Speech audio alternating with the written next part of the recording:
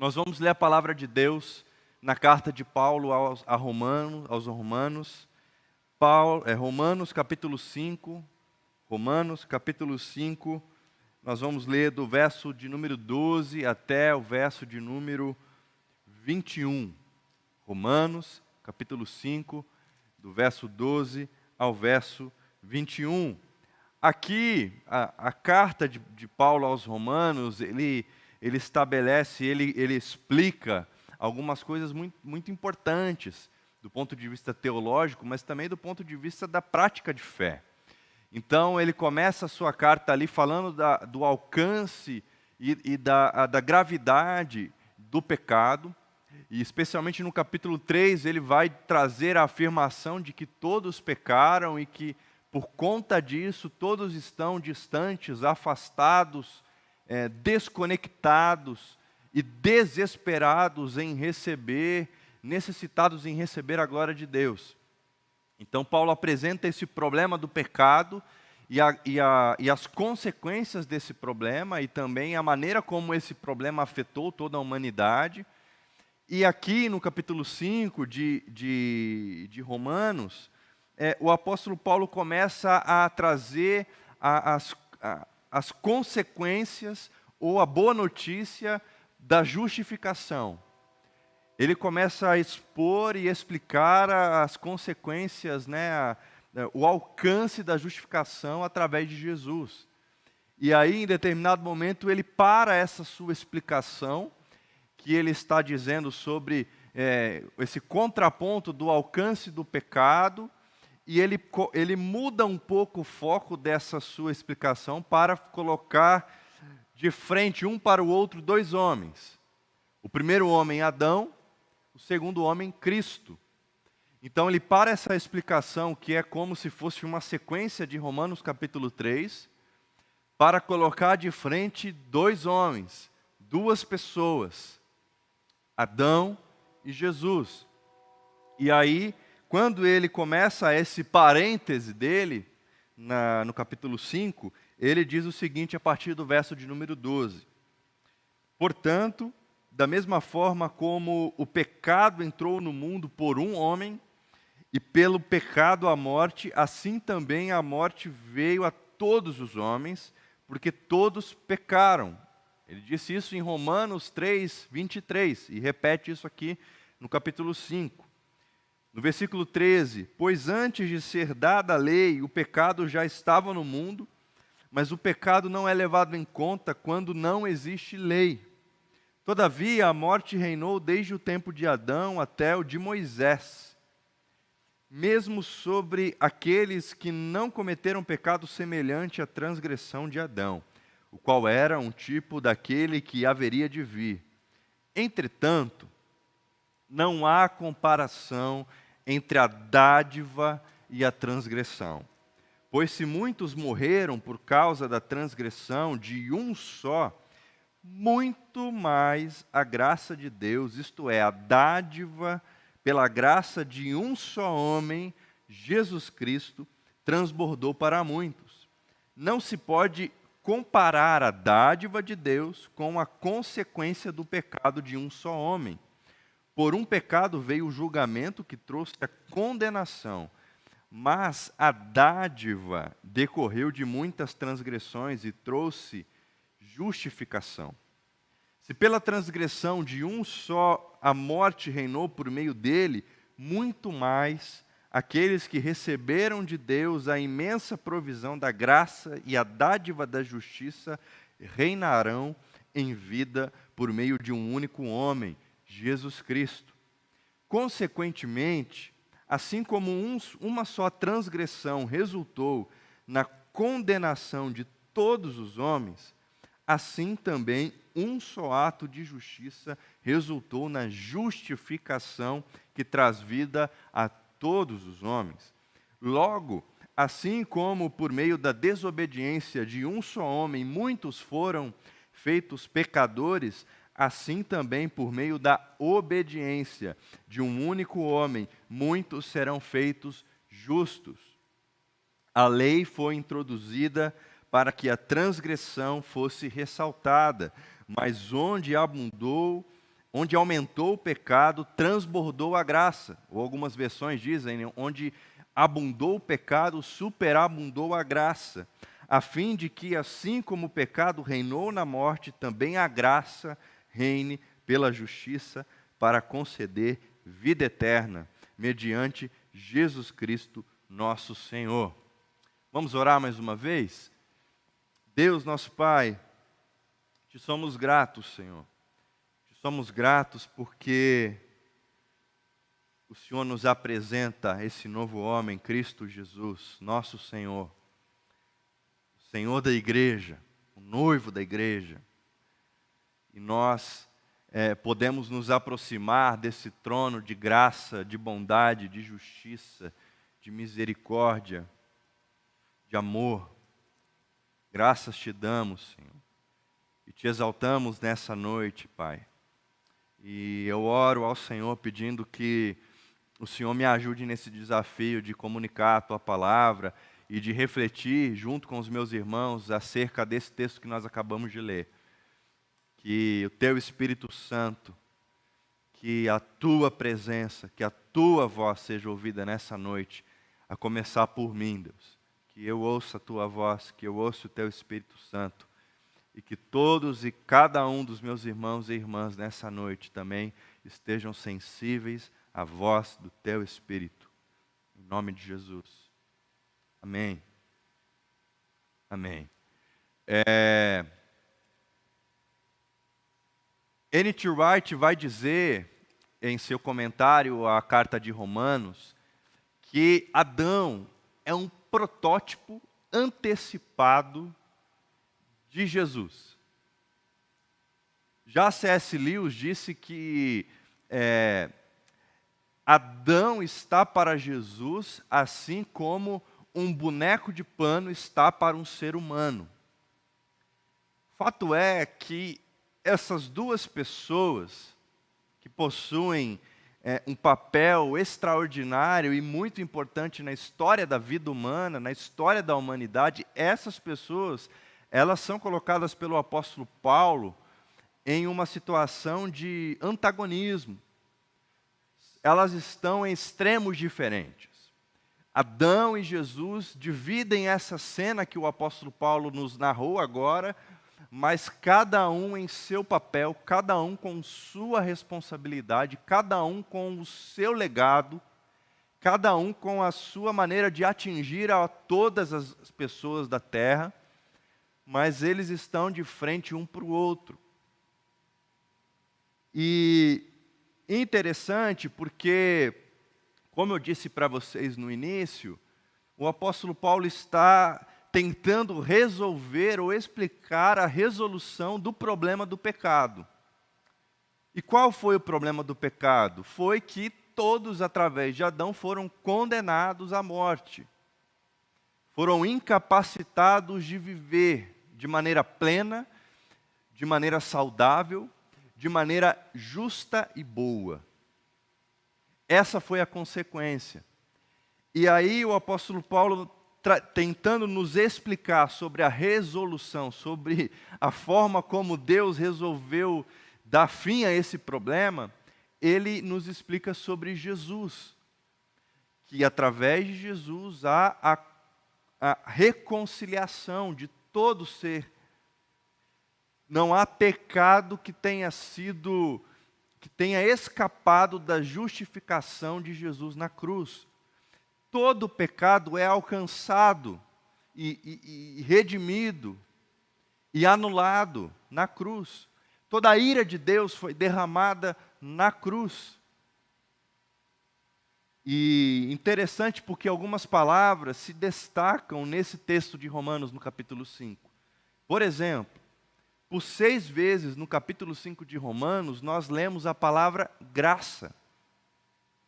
Há um destaque, como se Deus quisesse nos chamar a atenção para a maneira como Ele resolveu nos redimir, ou então, não pela maneira em si, mas de que forma Ele resolveu nos redimir. E a forma foi pela graça de Deus. Por outras 5 vezes, na versão NVI, que é a que eu li para vocês, nós lemos a palavra dádiva, mas outras versões trazem a palavra dom. Talvez seja essa a tua versão.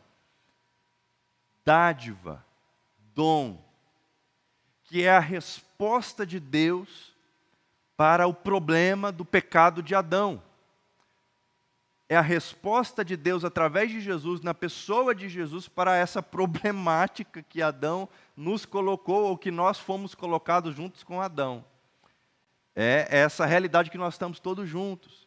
Então, por 6 vezes a palavra graça é destacada nesse texto, por 5 vezes a palavra dádiva, e sempre a palavra dádiva é colocada em oposição à palavra transgressão, iniquidade, pecado. E 4 vezes a expressão muito mais é colocada nesse texto pelo apóstolo Paulo.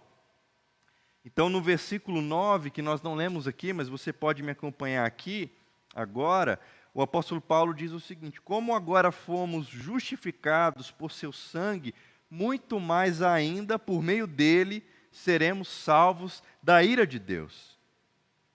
Fomos justificados pelo seu sangue, muito mais ainda, por meio dele, seremos salvos da ira de Deus. Depois, no verso 10, se quando éramos inimigos de Deus, fomos reconciliados mediante a morte de seu Filho, quanto mais agora, muito mais agora, tendo sido reconciliados, seremos salvos por sua vida. E depois, no verso de número 15, mais uma vez, muito mais. No verso 17, muito mais. Há uma tentativa do apóstolo Paulo de chamar a nossa atenção para essa realidade de que a graça é algo que transborda através de Jesus e atinge a todos os seres humanos da família humana. Há uma tentativa do apóstolo Paulo de destacar aqui que o dom de Deus, a dádiva de Deus é muito maior do que a transgressão, e de que a transgressão jamais poderia suplantar, ultrapassar o dom de Deus, a dádiva de Deus. E há também essa tentativa do apóstolo Paulo de dizer, olha, de fato, o pecado de Adão nos colocou em maus lençóis, é verdade. O pecado de Adão complicou a nossa vida, é verdade. Mas muito mais fomos atingidos pela graça de Deus, o nosso Pai, através de Jesus. E em Adão há essa realidade de que todo ser humano foi colocado diante de um reinado, que era o reinado da morte, que era o reinado do pecado. Então era necessário que Deus destruísse esse reinado, destruísse esse trono, e estabelecesse um novo trono, um novo rei, e uma nova forma de governar. E aí, qual foi a resposta de Deus? Ele envia o seu Filho, e através do seu Filho, o trono do pecado da morte é derrubado, o alcance de Adão, ou do ato de Adão, é anulado, é suplantado, é ultrapassado, ele fica pequeno diante do ato de justiça de Jesus. E aí, a partir desse momento, um novo trono é estabelecido, e nesse trono se senta um novo rei, o nosso Senhor Cristo Jesus. E a maneira como esse rei governa não é mais trazendo morte, mas ele traz vida e vida plena, vida abundante. Essa é a nova realidade desse novo rei, desse novo reino. E aí você deve estar se perguntando assim, mas o que é que isso, Ranieri, o que é que isso tem a ver com uma comunidade da graça? Com o Reset, com essa temática da nossa série? Acontece que nós estamos diante de 2 pessoas, como eu disse do início. E citei para você N.T. Wright e C.S. Lewis, um dizendo que o Adão é um protótipo daquilo que Cristo seria, e o outro dizendo que Adão está para Jesus, assim como um boneco de pano está para um ser humano. Então nós estamos diante de 2 pessoas. E o texto bíblico vai dizer que de Adão a Moisés, então, todavia a morte reinou desde o tempo de Adão até o de Moisés. De Adão a Moisés, esse trono era ocupado pelo pecado e pela morte. Essa era a realidade da vida humana. E aí, nós chegamos no ponto em que a graça precisa ser lembrada pela igreja cristã, pela nossa igreja e pela igreja de Jesus espalhada na face da terra. Porque Adão, e é interessante porque o apóstolo Paulo deixa claro que a lei por si mesma é incapaz de justificar e salvar qualquer pessoa que seja. E ele também deixa claro que é impossível que um ser humano consiga atingir a plenitude da lei, e de que é justamente por isso que Cristo era tão necessário.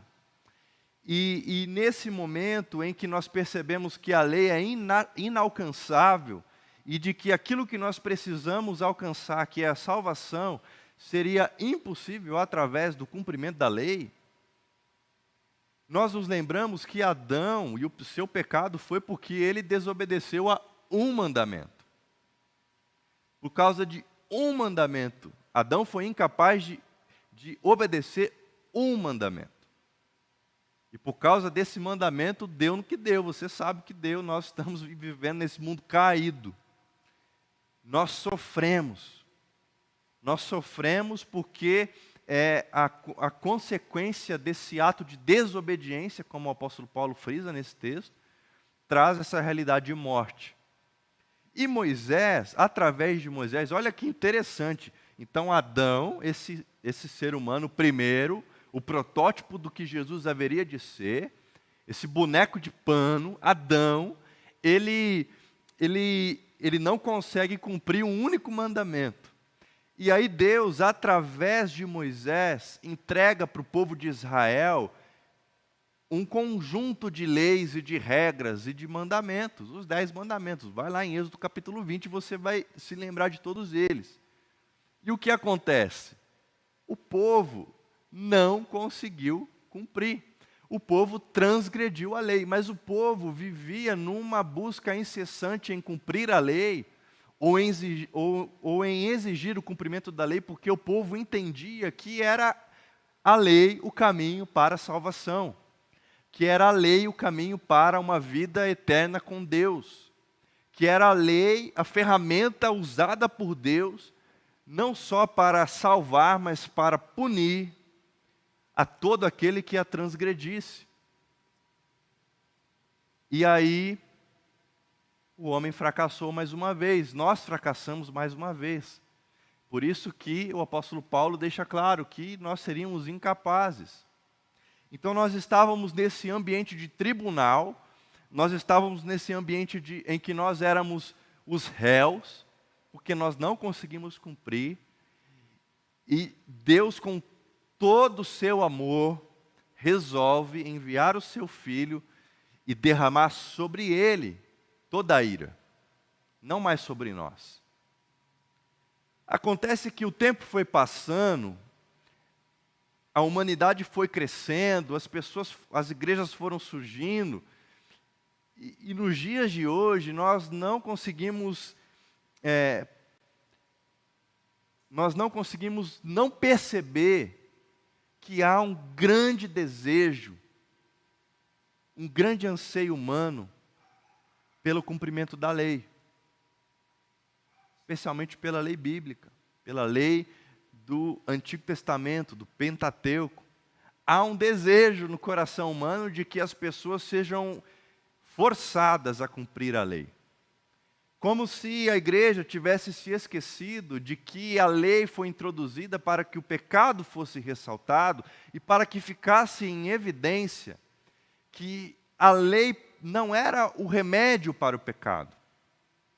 A lei era apenas a ferramenta que traria o pecado em evidência, mas a lei era incapaz de curar esse problema. Era preciso outro remédio. Era preciso outra saída. E aí nós recebemos o Cristo e a graça de Deus passa a operar. Então nós fomos transportados transportados desse lugar de tribunal e conduzidos para esse lugar de vida em liberdade. E claro, no capítulo 6 de Romanos, você pode ler depois, o apóstolo Paulo vai dizer, o que faremos então? Nós vamos então continuar pecando para que a graça seja ainda maior? É evidente que não, ele deixa claro que não. Aliás, quem pensa dessa forma não entendeu o tamanho do sacrifício de Jesus e o tamanho do privilégio que é ser liberto da escravidão da lei e conduzido para casa onde há graça e amor e liberdade.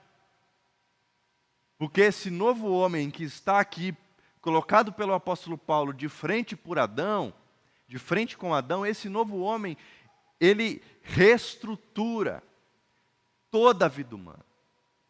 É como se Jesus, ele não, muito mais do que ele nos colocar de volta no lugar onde estávamos antes do pecado, Jesus, ele estabelece uma nova vida. Uma nova experiência de se viver.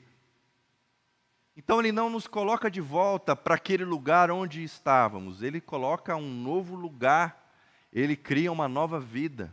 E essa vida é vida plena, vida eterna, e ele faz isso por causa da sua graça. E o N.T. Wright também comentando sobre Romanos, ele vai fazer uma comparação muito interessante. Primeiro ele fala que esses primeiros versos aqui de 12 a 14, quando há essa primeira comparação de Adão para Jesus, é como se Adão fosse uma estátua colocada no centro de uma cidade, e essa estátua fosse belíssima, mas de repente essa estátua começa a se enfraquecer, as suas estruturas começam a se romper, e começam a aparecer trincaduras, rachaduras, e aquela estátua começa a ficar muito feia, horrorosa. E aí, N.T. Wright vai dizer que nesse primeiro momento é como se Paulo estivesse dizendo, olha, Jesus vem e constrói uma nova estátua. Ele é a nova estátua.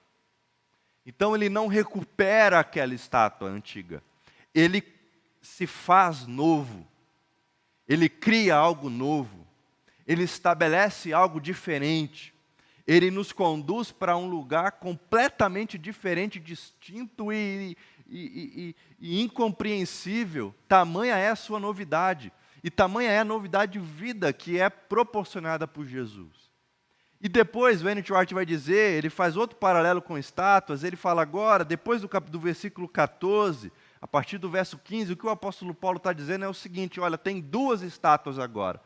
Não é mais apenas uma, são duas estátuas. De um lado da cidade está a estátua de Adão, que representa Moisés, que representa a lei, que representa o zelo pela lei, o cumprimento da lei, o rigor da lei, a ira da lei. Do outro lado está Jesus, que representa a justificação, o perdão, a restauração. E uma estátua é uma estátua completamente prejudicada na sua aparência, uma estátua feia, carrancuda, sisuda. E a outra estátua é bela, radiante. E a outra estátua simplesmente transmite vida. E há essas duas estátuas nas extremidades da cidade. E aí o povo de Deus precisa olhar para essas estátuas e discernir e escolher qual é a estátua que eles vão se aproximar. Qual é a estátua que eles vão admirar. Que tipo de estátua eles vão contemplar e que tipo de estátua eles vão perceber que querem ser cópias dela. A estátua do Adão, a estátua de Cristo. A estátua da lei ou a estátua da graça.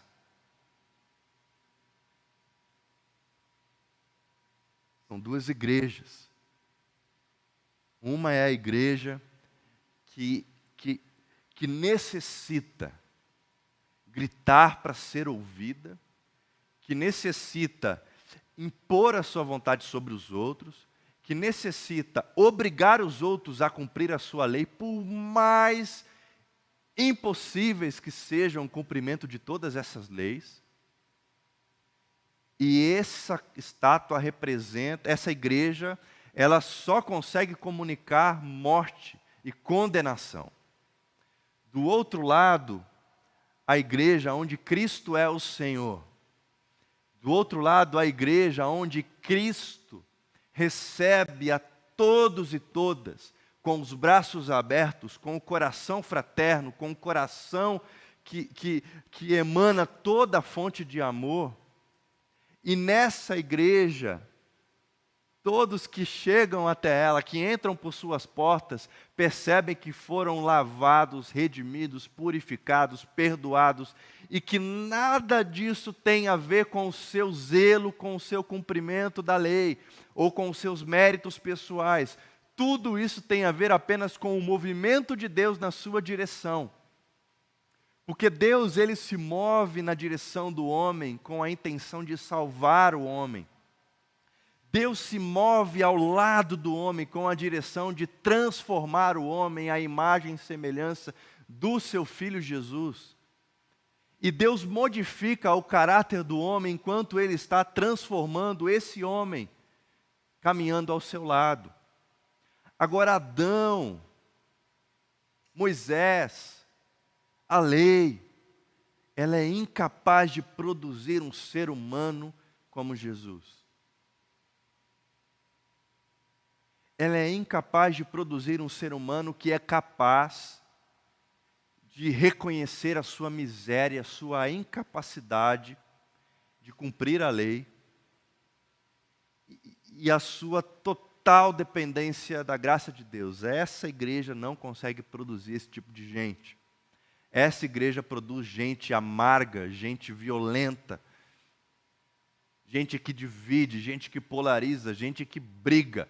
Gente que ofende, que violenta, gente que mata e que manda matar. A igreja que vive baseada na lei, a igreja que vive baseada na vida de Adão e de Moisés, que tem Adão e Moisés como seu Senhor, que tem a lei como sua regra, essa igreja é a igreja que mata e que manda matar em nome de Deus. Mas a igreja que tem como Senhor e Rei Jesus, e que tem como seu governo a prática do amor, da bondade e da justiça, essa igreja promove a vida, e promove gratuitamente, porque foi de graça que ela recebeu, então de graça ela começa a distribuir. É por isso que esse nosso chamado de resetar essa máquina que é a igreja, de desafiarmos a nós mesmos, em primeiro lugar, de desafiarmos a nossa comunidade, desafiarmos todos aqueles que essas transmissões podem alcançar, a se despedirem da igreja da lei e a se direcionarem à igreja da graça de Deus, a comunidade onde a graça de Deus é vista por todos, atinge todos, porque o texto bíblico diz: onde abundou o pecado, superabundou a graça, ou seja, a graça é em medida extravagante, a graça é colocada em medida que faz transbordar, a graça excede todos os limites. E todos os limites excedidos pela graça é em benefício do homem, em benefício do homem para que o homem seja transformado à imagem, a semelhança, em igualdade a Cristo, o Senhor dessa igreja, dessa comunidade da graça.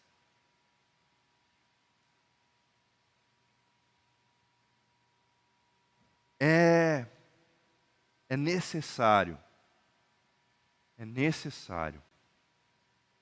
que nós deixemos esse lugar, que nós deixemos de cultuar essa estátua, que nós deixemos de nos comportar como bonecos de pano, como protótipos, e passamos a nos comportar como um ser humano de verdade, como um ser humano que ama, que perdoa, que consola, que conforta, que doa, que abraça, e faz tudo isso de graça, porque recebeu de graça do Senhor.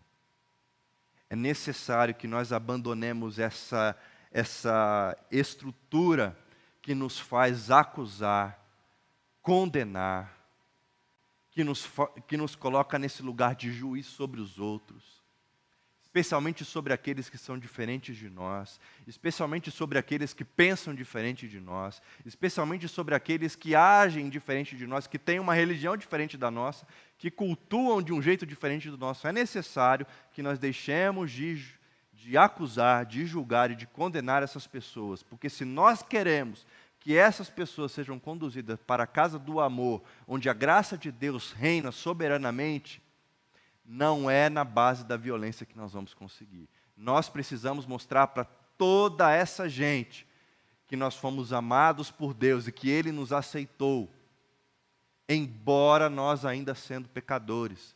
O apóstolo Paulo vai dizer que é até possível que um ser humano se ofereça para morrer em benefício de alguém justo, mas que isso é muito difícil. Ele fala que um pouco menos difícil que isso é alguém se oferecer para morrer no lugar de alguém bom. Mas se oferecer para morrer no lugar dos seus inimigos, isso somente Jesus foi capaz de fazer. E aqui ele estabelece, né, um homem bom e um homem injusto. Qual a diferença entre eles? O homem injusto é aquele que só pratica a lei, mas que é incapaz de ser misericordioso, que é incapaz de ser bondoso, que é incapaz de agir com graça. Já o homem bom, ele é esse cara que é todo zeloso, mas é o cara que foi atingido pelo amor, pela bondade, pela graça de Deus e age em benefício do próximo. Agora, os inimigos, aqueles diferentes de nós, olha o que Jesus fez com os inimigos. Nós éramos inimigos de Deus. E Jesus veio e morreu em nosso favor, nos poupando da ira de Deus. Nos poupando da ira de Deus. Então, por que é que nós ainda precisamos viver preso nessa comunidade da lei, do rito, dos dogmas, da violência, da morte, do peso exorbitante do pecado, sendo que Cristo nos transportou para essa casa de amor, onde a sua graça reina plenamente, onde o seu amor reina totalmente e onde nenhum pecado deixa de ser alcançado pela graça, onde nenhuma transgressão tem a sua medida maior do que a medida da dádiva, do dom de Deus, porque muito mais transbordou a graça de Deus sobre nós. Meu convite, o meu desafio para todos nós é de que nós, além de sairmos dessa casa, dessa igreja, além de pararmos de adorar essa estátua, além de agirmos como protótipos ou como bonecos de pano, além de deixar tudo isso para trás, que nós passemos a agir como seres humanos de verdade, que eu e você nos dediquemos nessa dificílima tarefa. Que eu e você, por amor a Jesus e por gratidão àquilo que Ele fez por nós, nos dediquemos a agir com graça, porque a graça de Deus deve transbordar na humanidade. E eu digo para você, ainda que o apóstolo Paulo tenha dito que a graça foi superabundante, nós ainda não experimentamos todo o alcance da graça. Nós ainda não experimentamos toda a proporção da graça.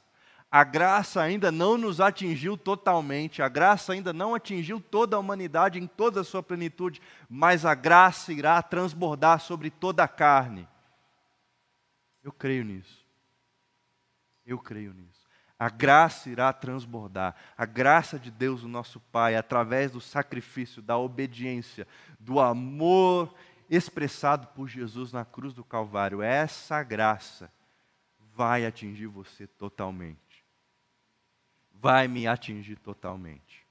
Mas para isso, eu preciso desfrutar enquanto Deus está fazendo esse movimento de caminhar ao meu lado. Vamos orar?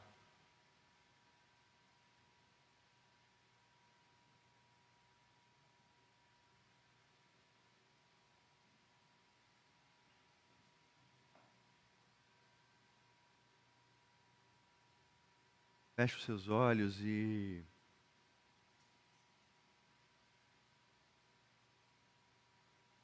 eu penso que nessa noite todos nós temos uma resposta a dar para o Senhor.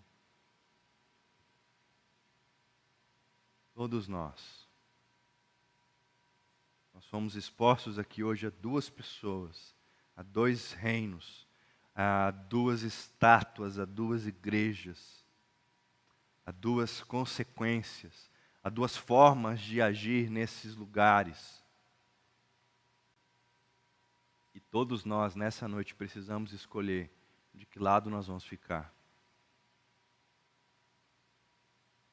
Todos nós, nessa noite, vamos precisar decidir se nós vamos continuar presos nesse lugar onde a lei é colocada de forma extremamente violenta sobre os outros, ou se nós vamos ficar nesse lugar onde a graça de Deus atinge a toda carne, onde a medida da graça e da dádiva de Deus é superior à medida da desobediência, do pecado e da incapacidade do cumprimento da lei.